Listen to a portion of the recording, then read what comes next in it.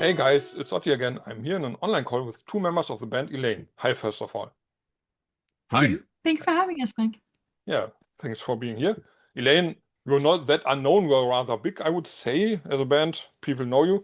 But there might be people kicking in that only know the name or are curious. Can you say your names and what's your part in the band? Of course. My name is Madeleine, and I'm the vocalist. And I'm Rikard. I am the guitarist and I do some vocals as well. And we founded the band together. Yeah, it's our band. Yes. Yeah, it's your baby, yes. Great. And we can talk about this. But first of all, how would you describe ELEINE to a stranger you meet at a bar, for example? Very good way to put it, actually. It's a metal band, and if you like metal, you should listen to it. If you don't like metal, here's your chance to like metal. Yeah, and I think that I would go for a little bit more. If you like really good, nice chuggy riffing, and if you like good melodies where the majority is clean vocals, I think you should give it a try. Sure. That's a good description. And when and how did you put your baby into the world? 2014. Yeah, Yeah. that is the official starting date of the band, ELEINE. As the band is now. Yes. And yeah, as I mentioned, since then you grew and people should know you, I think, in the metal world. But what happened? What have been maybe the 2 or 3 most important turning points from the beginning to now? Oh, wow. The first major thing I would say was to leave our first label. That was the big turning point for us. Yeah. And then we released our second album independently. We created our own label, so to speak, and we did everything ourselves, which was an insanely good lesson in so many ways, actually. So yeah, that was an important part. Yeah. And of course, the first tour we ever got was a European tour, supporting Moonspell. So that was also a very important part. We Yeah, learned a lot. which kind of like was a snowball effect from leaving the first label, since we released the single Break Kick Lip, and that got quite big exposure. But that's 2 out of 4. What else? Oh, 4 things. Oh my God, there's been so many things, Frank. You can tell what you like. I'm curious. I would argue that a very big turning point for us as a band and as a community sensed band and also financially would be Patreon. That was a big turning point for us, I would say. Not only that, but also the community-based thing that I just mentioned, and also the connection with the fans. It just got so massive, and we really got a sense of how important lyrics and our music can be for people. And that was mind-blowing to hear from the very start, because we always do what we feel is right. We express ourselves through music and lyrics, what we've been through, what we've seen, and what we know, and what we feel. And to have people connect with that in such a way is very, very powerful, and we are extremely grateful. Yeah, I agree with you. The Patreon has been a bigger thing that I really think about sometimes, like how we have been connecting with the fans, and like you said, you get the direct contact where you hear feedback and what it means to them, and that we also can share what it means to us. You know, that it actually gets a little bit deeper, but also all the opportunities it created. Thanks to Patreon, we could have our rehearsal space and our pre-production space, and that has led to us having this place where we are streaming on Twitch. We are doing pre-production of albums, some recordings of albums. We're having rehearsal in our own little warehouse. So like this is the ELEINE HQ, and that's only possible because of patrons. And it's very important to us to point that out for them often, that just know that if you sometimes, which many people can't feel, they can often feel like as if they don't matter in this world. At least we can let them know that you do a lot for us, obviously. And there's so much that the direct contact it has really done a lot. And I was also thinking about the third album we released during COVID. That also was a big point for us, actually, because it was already planned to be released in November 2020. And who knew that COVID would happen in the pandemic? And everyone said, no, you should delay the release. We were like, no, we will not. everyone was dealing, oh, but you cannot tour then. And we're like, no, screw that. We don't care, because we know that this album is important for us to release.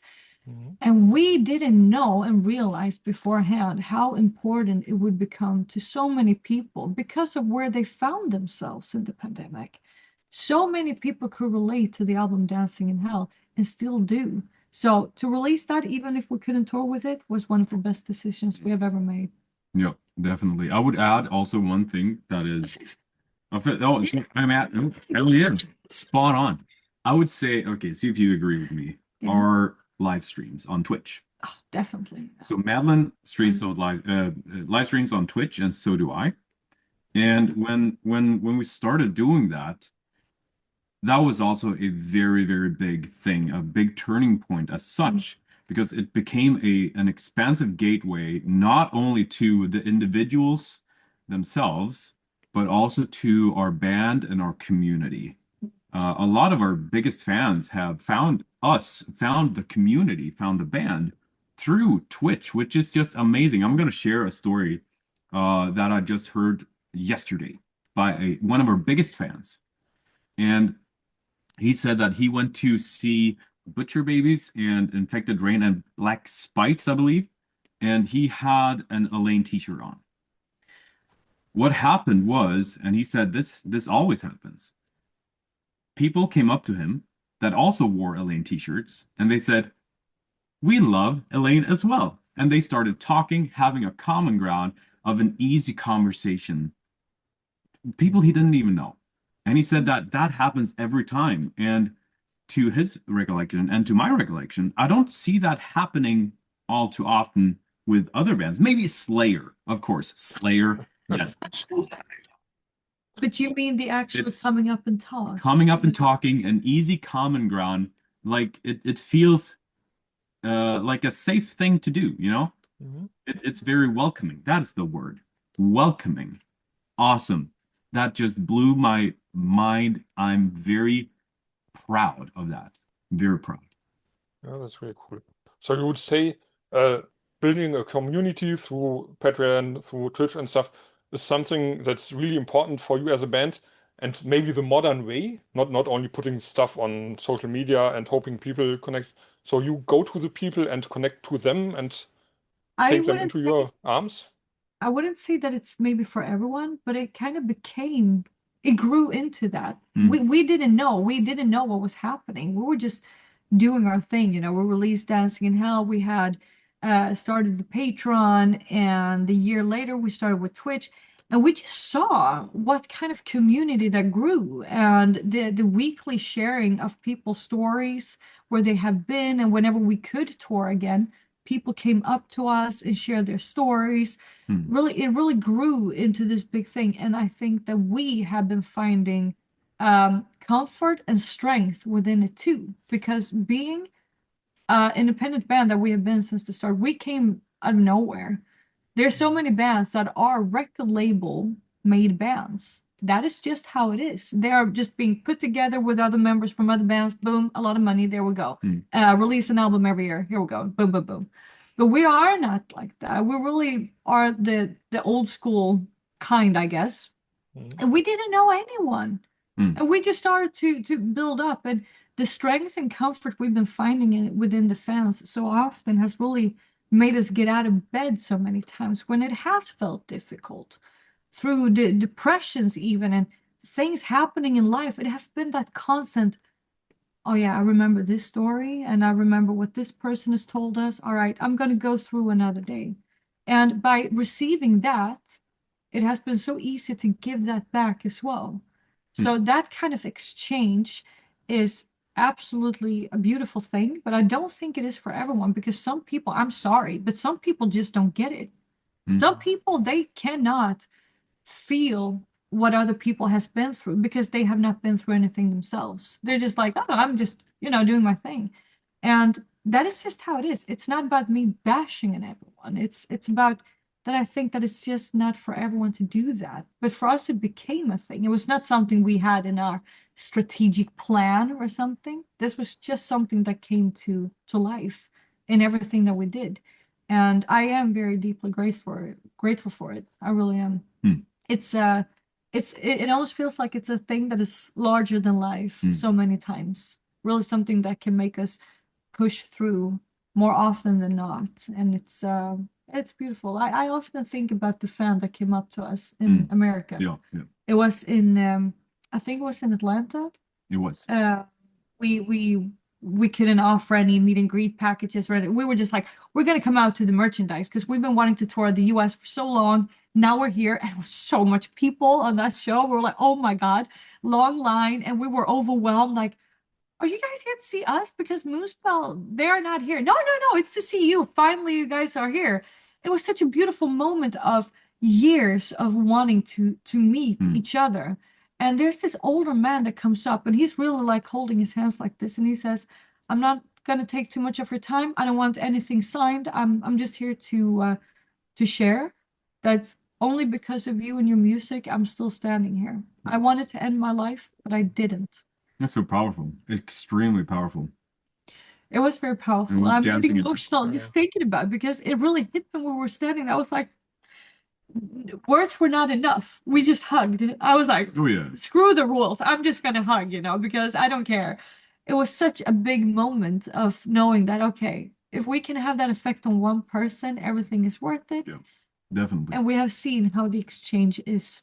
That Definitely. whenever we need support, whenever we've been doing less good mentally because it's maybe too much to do or just not doing well wherever we are in life, they've shown that they're there to support. And it's just that exchange. Yeah. Yeah, that's great. It touches me as well. Yeah. Oh yeah. Seeing how powerful music is. It's Yeah. awesome. It Yeah. is. On so many levels as well. Yeah. On so many levels. And it's a beautiful exchange, and it's something that we take great pride in and makes us want to work even harder and more because we can see the effect. And you also get a feeling of responsibility too. Yeah. Of course. And it yeah. doesn't have to be that grand all the time. So it does not. We're expressing a certain situation that came up that was so massive that it just like it's untouchable. You can't really. No. It's hard to take in. It's hard to embrace. But at that very moment, that was like when he said it, it was like as if everyone else just was just him speaking his true words to us. And I believe that is the way he felt the music and the lyrics within the music. Like everything else disappeared because, as he said, he would not be there if it weren't for that. So that is also what I saw, like just, and that was the trajectory for him. All right, there is beauty, there is hope. I have strength. Let's do this. I see. And Beautiful. you sure have these moments on stage, for example, seeing the audience and see one person smiling, one maybe crying for emotion or something. So these are also these moments where you say, okay, this is what we do this for, probably. Yeah, I mean, all emotions, I would say. Yeah, I would also say that all emotions, because we have said in so many interviews, if our music makes someone angry, I'm actually happy about that too, because that makes you feel something in a world nowadays where so many are just trying to cope. They're just trying to protect themselves from all the impulses and all the bad news you read everywhere. I mean, since when did news become only bad news, right? It's this constant feed. And people are just trying to protect themselves. So what happens is that they're just, zooming in, doing their thing. And it's easy that you start to feel less. So I just want people to feel, if you hate us and our music, yeah, good, go for it. Come on, it's okay. And if you I want you to feel alive, because that is what emotions does. It makes you feel alive. Yeah, and if you just like the riffs and you like the drums and it makes you feel, yeah, that's also fantastic. All emotions. The constant. We've seen people windmill from start of set to end of set, and that is fantastic. Yeah, and I mean, for us, the live shows is the reward, really. Like, of course, to hear these stories and everything, yes, sure. But when we go on stage and we see people in real life and you see all these emotions, that is the exchange, definitely. I love people who express themselves. That is where I'm landing right now. Because as you said, information fatigue is a thing. Of course. You just become this, I must not do something wrong. I am a robot. So when they express themselves, that is beautiful. I love people just showing their emotions. And you don't be a dick about it. Don't be a dick, right? That is like showing emotion and expressing yourself to elevate your evening of experience. Yeah, definitely. And I think that's maybe why we are pretty transparent as well on, Patreon and Twitch and so on. We are transparent as well in general when it comes to our general channels, because we want people to know that we are real people and we're just, this kind of profession doesn't come with a manual. And life doesn't come with a manual. So we're just us trying to figure life out and try to figure out how to run a band and try to do our very best. And it's also to make people understand that we are all human beings, because sometimes people talk above you as if you're not a human being anymore, just because you have a bunch of followers and everything. It's like, no, I'm still here. I also cry. I also laugh, And I want people to feel more safe in hearing those things, because it's easy that you put people on a pedestal, that you're following. It looks like their life is perfect, blah, blah, blah. I'm really anti that, because I know what it does. I mean, we have seen so many fans sharing thoughts and stories with us, how they may feel about the pressure from social medias and everything. So I'm like, dude, my hair is shit. It's very greasy. That's why I have it up today. Like, I have no problems telling that, because we're real people as everyone else. And it's important to remember that that still exists, I don't like the polished surface. I totally understand. But on the other side, it makes you vulnerable somehow. So people, for example, can offend you on social media or even on shows. So how do you deal with this? Is it that you say, okay, it's like that, or do you have some mechanics to deal with it? It's a balance. It's never clear cut. Sometimes you realize you share too much because you see some people take advantage of what you shared. And other times you just do things a little bit different. When So it goes back and forth. When it comes to comments, I mean, if you go to our YouTube channels, there's so much beautiful praise. Everything's so appreciated, how they love our music, the videos and everything. And we don't delete things on our comments. I know some does, but we don't, because we want it to stay real. And of course, if we go there, god dang, people are bashing on me, my so-called talent, how I look. Like, they can be very evil. And of course, on a bad day, if I read it, I can be like, oh, fuck. Okay, that's not very kind. But in general, I've been coming so far that I can just brush it off a little bit. Be like, well, who are you? Why don't you just scroll along instead? Why don't you just continue with your day instead of sharing something mean? But it's a balance. I want to dive in. Yeah. So we don't delete or hide or report any mean comments. No. But I actively go in and do that with comments that are blatantly racist. It's about explicit things, blah, blah, blah, blah, blah, all that kind of jazz. Yes, I go in there and just boobity boop. But I think that should go without saying. Like, you should do that. Yeah, just stating. Yeah, just stating. If some troll sees this and you deleted my extremely racist comment, you are a bad person. Like, okay, we did. Yeah, it's good. Yeah, it's good that we do. That's exactly how I do. If they are mean, okay, let's do it. But if they are racist or do something really totally sexist or stuff, or totally offending to my interview partners, where I say, okay, this is really, really low. Yeah. Don't do that. Then maybe I can delete it. But if they offend me, for example, it's like that. Yeah, exactly. I'm also like, screw it. Just leave it. It's all right. So the answer to how do we navigate that landscape, it varies. It varies, my friend, from week to week, I would say day to day. Depending on how you yourself feel and how you feel like what is in front of us right now, what has been. One thing that I've noticed though, since we do share things, so thoughts and experiences, always in for me personally, always in the with a goal to make life better for other people. That is you sharing thoughts and experiences, right? Maybe someone can connect with that and be like, huh, I know someone who feels that way. Okay, now I understand that better, or I feel that way. Cool, now I can feel better. I see many people say that, oh, you're sharing these thoughts and your experiences. Maybe I should do that too. I read it as they feel a pressure. They need to be talking about the things as well. And I'm very adamant with saying, all right, listen, you don't have to do anything at all. There's no pressure for you. If you connect with what I write, that is beautiful. If you connect with what Madeleine writes, absolutely beautiful. Don't feel a pressure that you need to do something. You really, really don't. If you want to, go for it. You don't have to. That's a big thing. I want to lift that right now because it's a huge thing, actually. The pressure, because we feel pressure, right? We feel pressure not to let our fans down. And that is a very, very real thing for us. Yeah, I'm really, yeah, it's very interesting. I think we can talk all day about it, but it's Sure. yeah.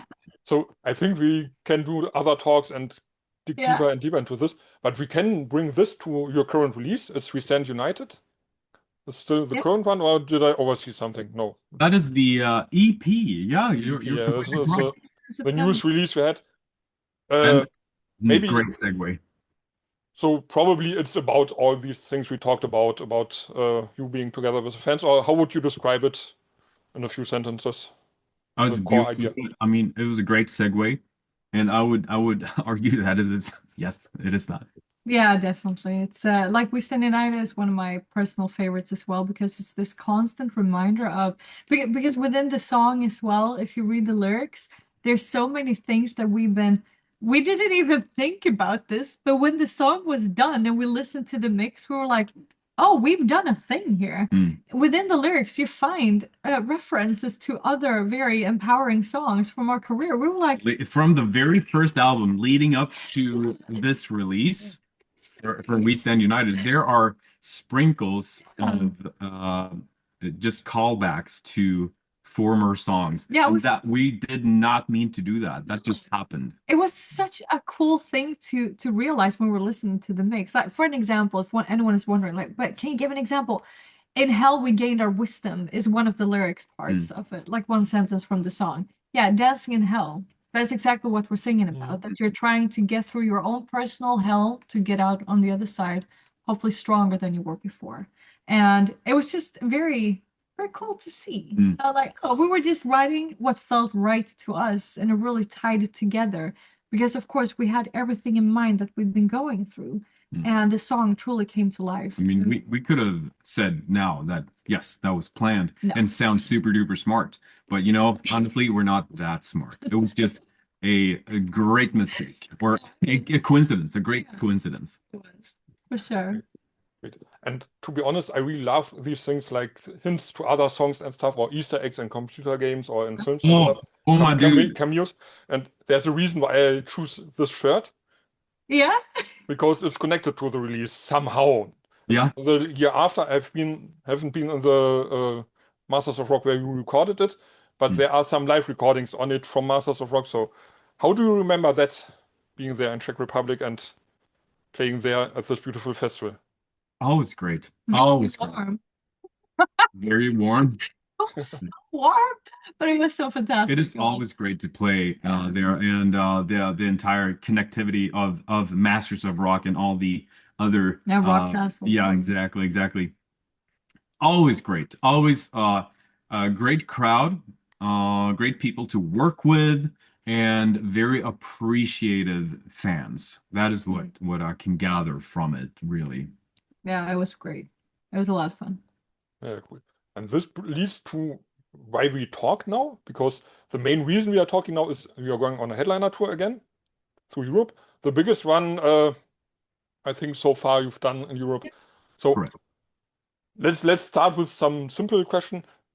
What are you doing now to prepare for this tour? How far are you, and at what step are you now? Oh, well, right now we're in making the show production itself. Mhm. That's where we're at because now it's announced, and of course we're doing a lot of around the actual tour as well at the same time. But the show production is where we're at now because now we have a plan for the rest of the year, what to expect with releases and so on. So now we know a little bit more. So yeah, the show production is a it's as everything else that is creative, it's a love and hate kind of thing because it can be so overwhelming Mm.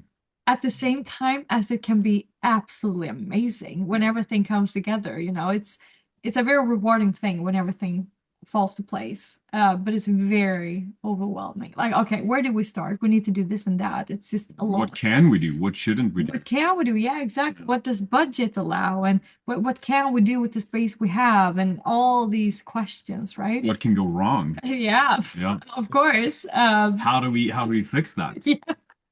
That is a big one. That is a big one. But I'm looking What can go wrong, and if it goes wrong, how do we save it? That is a huge one. But I'm looking forward to whenever all of that is done and we can actually just go on the tour itself because it will be a good one, I'm sure. Good venues, good cities, Great crowds. great crowds. Hopefully. We did actually notice something when we went on a first headline tour in 2024, October 2024. We did a part one to just, check the waters. Like, what can we do? We did the safe parts basically. Because we didn't know what to expect. 10 people or 200, no idea. What we did notice was that our crowd, like we have seen crowds whenever we are support acts, of course. It has been good. It has. But our crowd, they're more wild, I would say. And that made me so happy. I feel I was smiling with my entire face, but Wild in a fun way. yeah, I got so proud because I realized that, they feel comfortable. Yeah. And when people feel comfortable, some people have been ripping off the t-shirt, going all insane, and some are just dancing, some are just windmilling. And it's just you see that people they look as if they come to life and they're chanting along and they sing along. And just to see how they were singing along in all the songs, I was like, wow. I mean, it was a beautiful moment to realize who our crowd is, in general speaking, of course. Which ties back to what we spoke about earlier about expressing yourself. Yeah, exactly. Feeling comfortable enough to actually enjoy the moment. Yeah, Yeah, it was beautiful to see. totally Like, understand. yeah, people, you see that some people even they start being super shy, right? They're just standing there like, oh my God, maybe even being there alone. But then you see that they're like looking around to see everyone chant along. You see their little fists go up in the air as well. It's such a powerful moment, it's the beauty of it. Yeah, but is it always the same, or is there some difference, for example, playing in Northern Europe and Southern Europe and the US? So are the crowds different from country to country somehow? You mean different people or different acting crowds? Different acting, different people for sure. There's for sure some differences between countries and cultures, Yeah. but in general, I have noticed that they're very happy to chant along and sing along and have this little comfortable vibe in general. In some countries more than others, of course. I mean, like in Spain, they're usually, if we check decibel levels, in Spain, they're usually even louder. But that also applies to UK. And I think it can have something to do with football. That's all I'm saying. They're very used to screaming very loud. And then in some countries, the decibel levels may be lower, but they're still very on it. Is there anything that you have noticed? No, that was quite it. Yeah. It's a huge difference also when you're support actor, whether you're opening or main support, to actually being a headline, because the headline people are coming there for you. They want to see your show and they're pumped, they're ready. You have to work a bit harder as an opening act or a main support, as support in total. So that can be quite the debilitating experience for some. But speaking now specifically to bands who are out as support and you feel sad or bad because the audience isn't really with you, don't worry. Just keep on doing you, keep on giving it your very best, expressing yourself, because that is very infectious and people will tag along on that, definitely. And we always work very hard for our headline shows as well. So if you're coming out to see us, we're going to have a good time, and we hope that you will too. Yeah, I'm sure. Really sure. Okay. And are there some cities or even countries that you never have been to, or at least not for a long time not on this tour? Some On this special- tour, For sure, yeah. new, specifically German cities, actually. I don't think we have been to Trier is new. Exactly. I have never heard about the city. I was like, what is that? Google. So that is completely new. Yeah. There are many Actually. places we haven't Yeah. played yet, and even countries. And we want to play everywhere. It's very interesting when we get the question, when will you come to Mexico? Like, what do you mean when? Like, if we don't know. We do want to, we don't have an answer for you. Or will you ever come to this place? I mean, the short Hopefully. answer would be, yeah, yes, I guess. Yeah.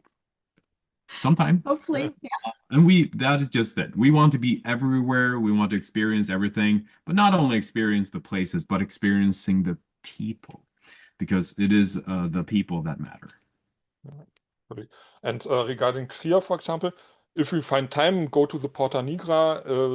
Because Trier, as far as I know, is one of the oldest Romanian cities in Germany. So we have lots of culture. If you find time, you can find out something about Romanian culture of Rome. That's very cool. Hopefully we have a day off. I don't really I know, can't recall now. No. but fingers crossed. Yeah, it's very interesting. Thank you for sharing. Yeah, it'll be fun. See some new places too. Yeah, I think we should explain to the people outside maybe. So just that you go to a city in most cases doesn't mean that you see a lot of the city, because No. you have to do the sound check, rehearsal stuff, prepare for the show. And the thing is, like, everyone is different, of course, in how they do on a show day. But I call myself the boring kind, but I am very into work. Like from the get-in, I like to be at the venue in general if I really don't have to go out somewhere to get something. But it's like, this is my workplace for the day. And I like to be there. I like to make sure everything is set up and just take my time to, it sounds weird maybe, but I like to feel the place. I get my daily routine there. So I am not the kind that can just drop my bag and run out to do sightseeing. I am not like that. I need a day off to do that because I think I get too many impressions. I get too tired. I want to be focused on the show. I want to make sure everything is set, and make sure that I am set mentally. It takes me quite a while because I am not good in changing my routines. And when you are on tour, your routines changes daily because you get to a new place, different get-in hours. Some days it's 10, some days it's 1. So everything will be shifted all the time. And for me, that is a little bit too much already. So I'm happy for the ones that can do sightseeing. They get out way more, but it's just like that. Yeah, we share that, definitely. And as you said, the routines, like things change from day to day. So it's very important for you and myself to have your set routines that you can actually control. Yeah. It is about being in the right mind, the state of mind, I think, to actually deliver the show. Because that is the main focus, of course. It's not about me getting experience from different countries. We want to deliver the show and have fun with the crowd. Totally. This is professionality, I would say. And what else is important for you to get into the right mood on tour for a good show? For example, on the rider, do you have some things that should be there in the backstage? Oh yeah, I mean, just food. water. Yeah, water and food. So we actually have the energy we need because our shows are pretty intense for us to perform. We run around a lot. It's a lot of windmilling and the actual instruments with the vocals and everything. It is quite a workout. So water and food. And if they don't specifically have that kind of mustard, it is all right. I'll survive. We're not picky, but just as long as we get food and water. Water, food, and preferably like a mirror. Yeah. That would be nice. Yeah. And an okay toilet that works. Oh, a toilet. Yes. Yeah. That is top. Yeah. That is the basics, really. Yeah. It's totally fine. Yeah. And I think that goes along with being respected as a human being, I think. Yeah. I really think, because some has quite an attitude, that we've experienced in the past. You're like, but we're here to do our job. We're here to deliver a show. Like, don't piss on us because what the hell? Just water and food, the basics. Doesn't have to be fancy. It's all right. Fancy water. Yeah. Yeah, the food. I mean. Good. And do you have maybe one example of a really, really good experience backstage, having a good vibe of the people around, good food, stuff, where you say, okay, they have done it really, really great? Oh yeah, there's many actually. Mm. I mean, Z7 in Pratten in Switzerland always delivers home cooked food, and a place that feels like a second home, basically. We have more places like that. If I start my brain, I will come up with more. But Rock Castle, um, Masters of Rock. yeah, but that's festivals. But if Yeah, we it's still look good. yeah, but if we look at venues, it is very appreciated when they cook a meal, Yeah. like a proper meal. I remember when we were in Paris, this small place, when we were out on the acoustic spin-off tour with Sonata Arctica, which was called Acoustic Adventures. It was L'Oreal. No, Lyon. No? L'Oreal, isn't that the hair stuff? Yeah, but wasn't it the same word? Oh, maybe it was. Maybe it was. I don't recall. But there was the I might be- three-course dinner, right? I might be wrong. Yeah, but she was fantastic. She That was that was top. That is still in my mouth. I can tell. Yeah. It's so good. It's like, oh, and Kofmel as well. Oh, in Switzerland. Kaufmann. Oh my God. I have the t-shirt at home, dude. Yeah. Kaufmann.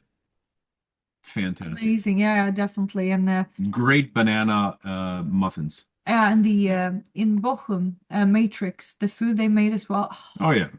It was just minus with all the stairs. I was so worn out. You can see us slowly turn into Homer Simpson here. And as you hear, we do enjoy a good meal, and it's always a great treat Yeah.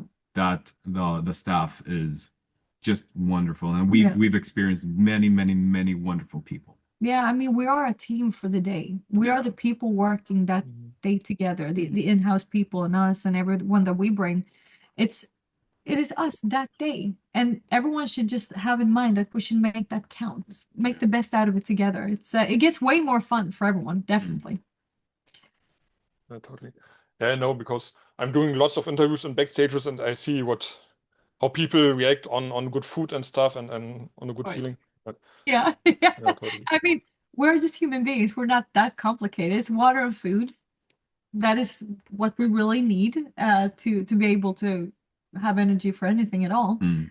So of course, that usually is what makes someone happy enough, I would say, for sure. Very cool. And we'll come to an end now slowly, because I don't know if you have more dates, but I have some plans for today as well. Of course. Great.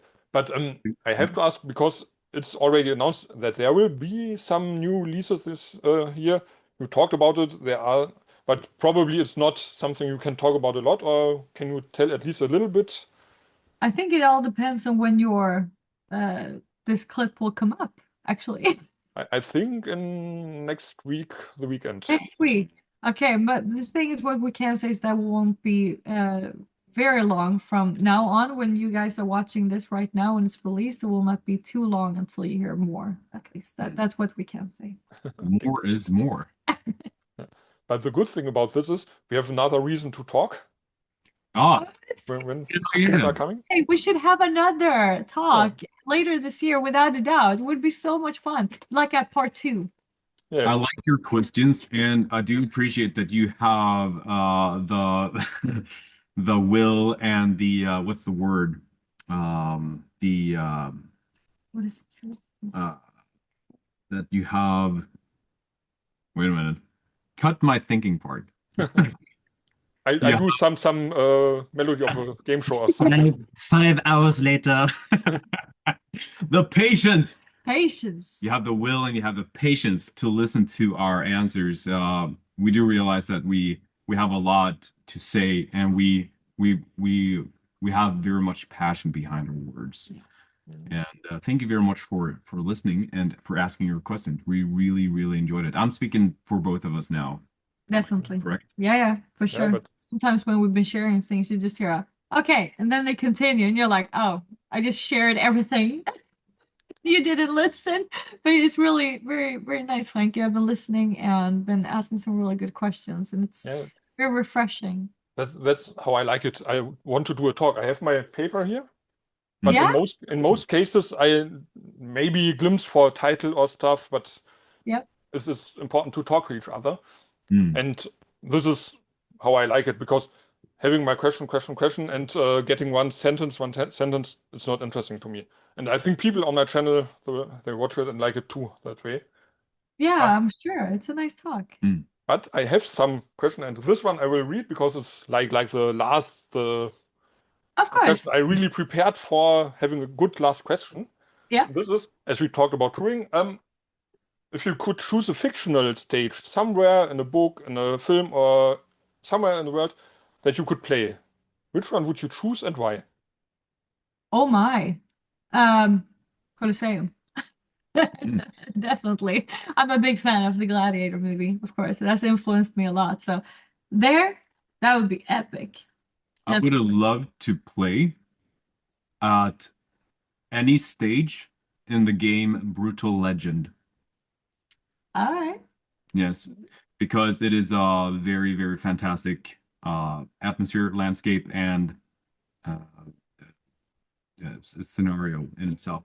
But I'm adding the open mic stage in Tenacious D, the Pick of Destiny, because that is the stage to be, my friend. Totally. Great. Nothing to add to this. Only, as you like the Colosseum, clear if you find the time, go to the Porta Nigra. Yeah, The definitely. Swiss, it's a circle that closes. It's great. And for the end, do you have some message, some greetings to the people outside? Oh, well, we usually, whenever we get the chance, we usually thank all of our fans, obviously, for everything that they are to us and everything that they do. And for anyone that is new listening to us at all, we hope that you give our music a chance. And we just appreciate people listening to us chat, of course, obviously. When having a good conversation, it's something I hope that they appreciate. Yeah. Do things to empower yourself every day, and you're going to be good. Great. So thanks for the great talk. It was a pleasure. Thank you for having us, Frank. People outside, thanks for watching. ELEINE, really awesome band, musically, but also persons, as you see. Check them out, and I say bye-bye, cheers.